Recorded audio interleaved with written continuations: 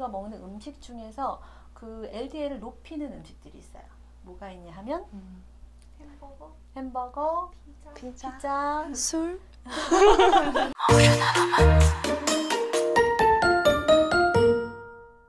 안녕하세요. 류리TV PD 유나, 저 영양사 클라라, 그리고 이번 주부터 새로 합류하게 된 엘리 PD입니다. 반갑습니다.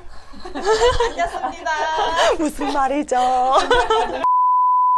저희 오늘 류리TV의 새로운 PD님이 오셨는데요. 성함이 뭐라고요? 네, 저는 엘리이고요. 이번 주부터 새로 PD로 합류하게 되었어요. 반갑습니다, 여러분. 반갑습니다. 우리 인원이 많아져서 네, 너무 좋습니다. 너무 좋아요. 것 같아요. 네. 맞아요. 근데 저 처음이라서 지금 너무 심장이 떨리는데 이거 병인가요, 혹시? 처음부터 갑자기 훅 들어오시는데요. 너무 병인 것 같아요. 아니에요. 그러니까 우리는 항상 뭔가 새로 시작하고 그러면 스트레스를 받잖아요. 네. 그래서 그 스트레스가 이제 심장을 더 이렇게 쫄깃하게 막 이렇게 쿵쾅쿵쾅 뛰기도 하지만 지금 심장 얘기를 하셔서 그런데 많은 분들이 심장, 그다음에 혈관 질환을 많이들 가지고 있으셔서요. 지금 심장 얘기한 김에 우리 이제 심혈관 질환에 대한 이야기를 한번 해보겠습니다. 네. 그러니까 오늘의 주제는 어떻게 하면 내 심장, 그 다음에 내 중요한 혈관을 깨끗이 하면서 잘 유지를 할까에 대한 이야기를 한번 해보려고 해요. 그러면 저희가 튼튼한 심장, 깨끗한 혈관을 갖기 위해서 가장 기본이 돼야 되는 게 뭔가요, 박사님? 일단은 혈행 흐름을 잘 유지를 해야 돼요. 그러니까는 말 그대로 이제 혈액이 온몸을 돌아다니면서 영양소와 산소를 공급을 하잖아요. 그런데 이 혈액이 잘 돌지 않으면 우리 몸에서 산소는요, 조금이라도 우리가 산소를 못 공급하면 그 조직은 괴사가 될 수 있어요. 그리고 또 영양소가 충분하지 않으면 또 우리가 에너지를 낼 수 없기 때문에 신체가 작용을 못하게 되겠죠. 그러니까 깨끗한 혈행 흐름, 그러니까 혈관이 굉장히 먼저 중요한 거고요. 그다음 그 혈관들이 모두 모여서 온몸으로 펌핑을 해주는 심장도 굉장히 중요한 기관이라고 할 수 있겠죠. 그러면 저희가 그렇게 혈액순환에 도움이 되고 심장과 혈관을 관리하는 방법은 뭐가 있을까요? 일단 저한테 질문하셨으니까 제가 질문을 돌려드릴게요. 네. 그러면 한번 생각해 보세요. 우리가 우리 혈관과 그 다음에 심장을 튼튼하기 위해서 뭘 해야 될까? 운동을 해야 할까요? 그냥 아무거나 그냥. 네. 아무 운동이나, 네. 일단은 그게 좋다니까 하나 붙여보고, 예, 그 다음에. 저는 역시 잠을 잘 자야 되지 않을까. 그쵸. 잠을 잘 자는 것도 중요하고, 처음 우리 얘기했던 스트레스 관리도 중요하겠죠. 네. 그리고 또 우리가 음식을 먹는다면 또 어떤 걸 먹어야 될까요? 프레시한 거? 그냥 아무거나 그냥 프레시하면. 사과, 뭐 과일, 야채, 채소 그런 것도 이런 거? 좋은 의견이에요. 근데 이제 우리 혈액에 끼는 게 있어요. 이렇게 깨끗하게 이렇게 혈관이 깨끗하면 좋은데 혈관이 깨끗하지 않은 경우 우리가 거기에 뭐가 끼죠? 지방, 콜레스테롤. 네. 콜레스테롤은요. 되게 콜레스테롤 되게 나빠! 막 이러는데요. 콜레스테롤은 우리 몸에 충분히 들어오지 않으면, 섭취를 하지 않으면, 우리가 또 우리 몸에서 만들어요. 예, 왜냐하면 세포막에도 필요하고요. 그 다음에 지용성 호르몬에도 콜레스테롤을 필요로 하기 때문에 콜레스테롤 있어야 돼요. 그래서 만약에 음식으로 충분히 안 되면 우리가 몸에서 만들고, 근데 문제는 그런 경우 별로 없어요. 항상 너무 많이 먹어서 문제가 되는 거죠. 예, 그래서 콜레스테롤은 기본적으로 두 가지 종류가 있어요. 우리 몸에서 돌아다니는 게. 하나는 HDL이라고 해서 좋은 콜레스테롤. 그래서 하이 덴시티 리포프로테인이라고 해서 단백질하고 붙어 있는 건데요. 얘네들은 청소부예요. 혈관을 다니면서 우리가 콜레스테롤을 잡아서 버려주는 역할을 하는 거가 있고요. 그 다음에 또 하나는 나쁜 콜레스테롤이라고 우리가 보통 불러요. 근데 우리는 이름은 LDL이라고 하거든요. 로우 덴시티 리포프로테인이라고 해서 인지질하고 같이 이제 그 덴시티가 낮다는 건 걔가 가볍다는 뜻이거든요. 왜냐하면 얘는 지방이 많아서. 근데 지방을 가지고 다니면서 콜레스테롤을 갖고 다니면서 혈관벽에 붙이고 이렇게 하기 때문에 걔는 많으면 많을수록 우리가 더 나쁜 거죠. 근데 우리가 먹는 음식 중에서 그 LDL을 높이는 음식들이 있어요. 뭐가 있냐 하면 햄버거, 피자, 술. 술은 또 다른 기전이고요. 알코올 기전이어가지고. 근데 그 피자, 그다음 햄버거뿐만 아니라 우리가 먹는 그런 뭐 도너츠, 그다음에 머핀 이런 식으로 이렇게 기름이 많은 이런 제과 종류 같은 쿠키 이런 것들. 그래서 저는 좀 콜레스테롤 생각을 한다면 이렇게 쿠키 버터 많이 들어가는 그런 거보다는 좀 이렇게 그 얇은 그 비스켓 같은 거 있잖아요. 네. 그런 거를 훨씬 더 많이 먹거든요. 솔트 크래커 같은 경우는 제가 이렇게 소금 떨어내고 엄마가 영양사 티를 낸다면서 아이들이 그러는데 예, 그런 것들이 훨씬 더 좋은 거고요. 예, 그래서 그 어쨌든 그 특히 닭고기를 먹을 때는 그 닭고기의 그 껍질에 이제 포화지방도 많고 그다음에 이제 LDL 수치도 높일 수가 있기 때문에 껍데기는 반드시 제거를 해 드셔야 되겠고요. 그 다음에 이제 고기 종류 같은 경우는 보이는 우리가 비저블 팻이라고 하죠. 그래서 눈에 보이는 하얀 지방은 제거하고 먹어야 되는 거고요. 예. 그래서 콜레스테롤을 낮추기 위해서는 우리가 좀 노력을 많이 해야 돼요. 그래서 무조건 기름 안 먹어라고 하는데 그런 뭐 고기 종류 드셔도 돼요. 근데 이제 보이는 지방은 제거하고 그 다음에 이런 제과 종류, 도너츠, 머핀, 피자 그런 건 좀 자제하면 좋겠고요. 대신에 식물성 기름을 좀 더 드시면 더 좋으세요. 네. 우리 몸에 염증 세포가 같이 돌아다니면 그런 것들도 우리가 혈액 흐름을 좀 막아줘요. 그렇기 때문에 우리가 항산화제를 좀 많이 드시는 게 좋겠고요. 그 다음에 또 뭐가 있을까? 섬유질을 많이 드시는 것도 좋으세요. 식이섬유소를 많이 드시는 게 좋은데 식이섬유소는 이제 떠돌아다니는 이런 당이라던가 지방 같은 것들을 잡아가지고 버려주는데 특히 수용성 식이섬유소가 훨씬 더 그걸 잘해요. 섬유소도 두 가지예요. 그러니까 수용성, 그다음 불용성 이 두 가지인데 수용성 섬유소가 그런 일을 훨씬 더 잘하고 불용성 식이섬유소는 이제 대변을 잘 나가게 해주는 그런 효과가 있죠. 그래서 일단은 먹는 거 잘 주의하셔야 되겠고 그 다음에 또 중요한 건 소금 섭취를 줄이셔야 되겠죠. 그렇죠? 그래서 이제 소금을 섭취하면 그리고 삼투압 때문에 걔가 물을 많이 흡수가 돼요. 그러면 이제 혈액이 볼륨이 늘어나면서 우리가 훨씬 더 부하가 더 많이 생기겠죠. 그러니까 혈압이 쫙쫙쫙쫙 오른단 말이에요. 그래서 고혈압이 되면 당연히 우리 몸에 그 심혈관계 질환이 생기는 가장 기본적인 거기 때문에 그것도 중요하시고요. 그 다음에 당 섭취.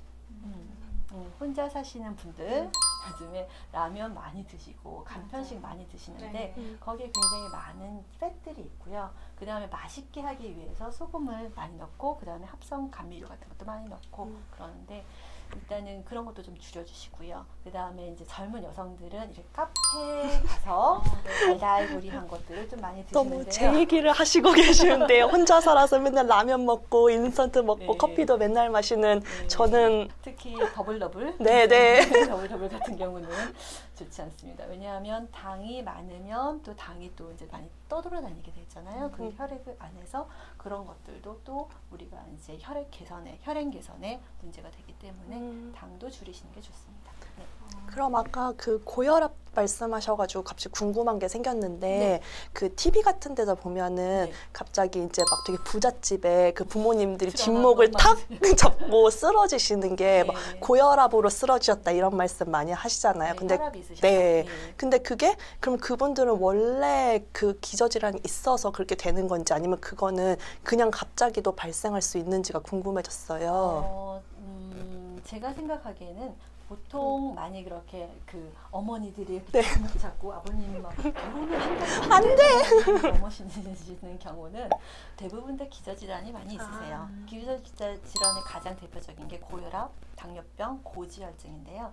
특히 혈관이 막혀서 이렇게 중풍이나 치매가 또는 치매가 아니라 중풍이 오시거나 스트로크 오시는 경우는 이게 플라그가 이제 콜레스테롤이 이제 혈관벽에 붙어 있는데 이게 그냥 가만히 붙어 있으면 좋겠지만 얘가 가끔은 펄럭펄럭 거리는 경우가 있어요. 그런데 그게 이제 갑자기 스트레스 받아서 꽉 조여지면 혈관이 조여지면 그게 이렇게 팍 올라서면서 혈관을 꽉 막는 거죠. 그러면 혈액이 전혀 움직이게 되지 않기 때문에 하고 이렇게 쓰러지는 경우가 있어서 대부분 많이 기저질환이 있으신 분들도 있지만 그래도 또 가끔가다 그것도 없는데 너무나 과도한 스트레스가 또 한꺼번에 왔을 때는 그렇게 될 수도 있겠죠. 예. 그래서 반드시 이게 있어야지만 그게 된다. 그거는 아니에요. 박사님께서 심혈관 관리를 하려면 기름 그리고 소금, 설탕 이런 거 말씀하셨잖아요. 네. 그러면 심혈관계 질환은 사실 나이 많으신 분들도 많겠지만 네. 요즘엔 젊은 분들도 굉장히 많으실 것 같아요. 네.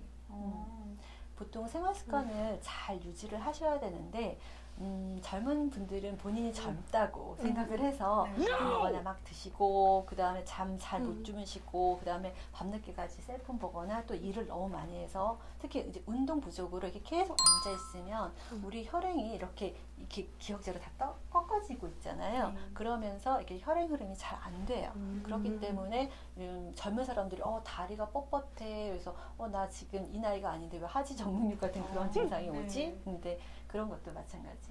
특히 정맥은 이제 동맥은 심장에서 이렇게 피를 뿜어주는 거기 때문에 탄성이 굉장히 좋아야 되는데 이게 나이가 들면서 탄성이 없어지고요. 정맥은 다 가서 이제 밑에서부터 올라와야 돼요. 근데 밑에서부터 올라와야 되는데 중력 때문에 못 올라온단 말이에요. 그래서 정맥에는 판막이 있어요. 그래서 이렇게 올라가면 닫아줘서 그 다음에 올려주고 닫아주고 올려주고 이렇게 자꾸 올라가게끔 하는데 하지정맥류 같은 경우는 그런 판막이 고정이 안 돼서 정말 이렇게 피가 이렇게 늘어지기 때문에 자꾸 툭툭툭툭 혈관이 튀어나오는 거죠. 그래서 그런 증상들도 생기고요. 인체를 알다 보면 정말 많은 일이 생기는 것 같아요. 특히 어머님들이 하지정맥류가 많으셔가지고 보기 싫어서 수술하시는 분도 있고, 일단 다리가 딱딱해지시는 분들도 있습니다. 그러면 우리 지금 여기 앞에 예쁜 아이들이 이렇게 나와 있는데 예쁜 아이들. 예쁜 아이들 여기 오메가3 먼저 말씀을 드릴게요. 네. 자, 오메가3는요. 일단 항염증. 오늘은 발음이 잘 안 돼요. 항염증 작용을 하고요. 그 다음에 우리가 이제 그 피를 맑게 해주는 그런 느낌이 있어요. 왜냐하면 이거 다중 불포화 지방산이어가지고요. 피를 맑게 해주는 기능도 있어서 기본적으로 혈행 흐름에 도움이 되는 것은 요 오메가3라고 할 수가 있습니다. 네. 이제 오메가3는 항상 드셔도 좋지만요. 과다 복용은 하지 않으셨으면 좋겠고요. 너무 많은 양을 드시는 건 여기에 있는 용법대로 그대로 드시면 좋겠고요. 그 다음에 또 이게 혈행 흐름을 좋게 하고 혈액을 묽게 해주는 그런 기능이 있다 보니까 기본적으로 내가 뭐 고지혈증, 고혈압이 있어서 약을 드시는 분들은요. 이게 기능이 더블이 되잖아요. 그렇기 때문에 그런 분들은 항상 또 의사나 약사분하고 얘기를 하셔서 드시는 것을 권장합니다. 그래서 이거는 뭐 1년 내내 드셔도 상관이 없습니다. 꾸준하게 먹을 수 있는 거. 그리고 이거는 막 그렇게 이게 아니기 때문에 이런 것들은 이제 어떤 효과를 보기 위해서는 좀 꾸준히 드셔야 돼요. 그래서 조금씩 개선해 나가는 거기 때문에 꾸준히 드시는 게 좋겠고요. 자, 그 옆에 있는 거는 이제 코큐텐이라는 아이입니다. 코큐텐 들어보셨어요? 코엔자임 Q10. 코엔자임 Q10. 네. 예, 맞아요. 이름이 코엔자임 Q10이고요. 다른 이름으로는 유비퀴노닌이라는 이름. 유비퀴논. 지금 제가 여기 뒤에 약간 숨겨놨는데요. 여기 또 유비퀴놀이 있어요. 유비퀴놀? 같은 집안. 같은 집안. 그래서 코엔자임 Q10은요. 지용성 항산화제예요. 항산화제는 기본적으로 우리 염증세포를 줄여주고요. 그 다음에 세포막이 산화되는 것을 방지하기 때문에 그런 우리가 혈관 같은 경우도 탄력성을 보호할 수가 있겠고요.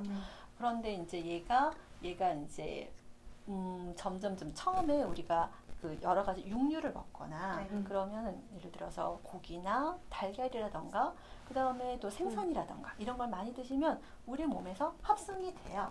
네, 그래서 평생 합성이 되는데 문제는 합성률이 점점 떨어지는 거죠. 나이가 들면서 30세부터 시작해서 이제 이게 합성되는 게 조금씩 줄다가 40대부터 이제 드라마틱하게 내려가다가 우리가 80세가 되면요. 내가 20세하고 비교했을 때 40%나 합성률이 떨어져요.